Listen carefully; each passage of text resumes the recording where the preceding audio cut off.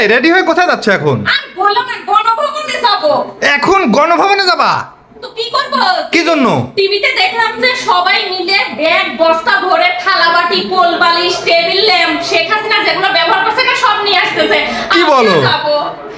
এগুলো কি? এগে বস্তা কিসের? এই, রাখো রাখো, বস্তা বস্তা ব্যাগ, তারপরে সব ব্যাগে ভরা লাগবে না, এই জন্য বেশি করে ব্যাগ বস্তা নিয়ে যাচ্ছি। শোনো, এতদিন এই জালেম সরকার আমাদের সম্পদ, জনগণের সম্পদ ভোগ করছে, ঠিক আছে? এখন আমরা এগুলা ভোগ করবো, সব নিয়ে আসবো। আমি ব্যাগ বস্তা নিচ্ছি, তুমি আমাকে দেরি করে না, যাও তো। কি বলতেছো? তা কি কি কি ব্যাগ নিতেছো? এই অল্প কয়টা ব্যাগ নিতেছো? না অনেক তো দেখতেছি। এত কিছু তুমি নিয়ে আসতে পারবা নাকি? অবশ্যই নিয়ে আসতে পারবো। কি তুমি কি শিওর? কি নিয়ে আসবা বলো তো? যা পাবো হাতের কাছে, যেমন একজন দেখলাম বালতি নিছে, হ্যাঁ। বালতির মধ্যে থালা বাটি, আর একজন দেখলাম কোলবালিশ নিছে।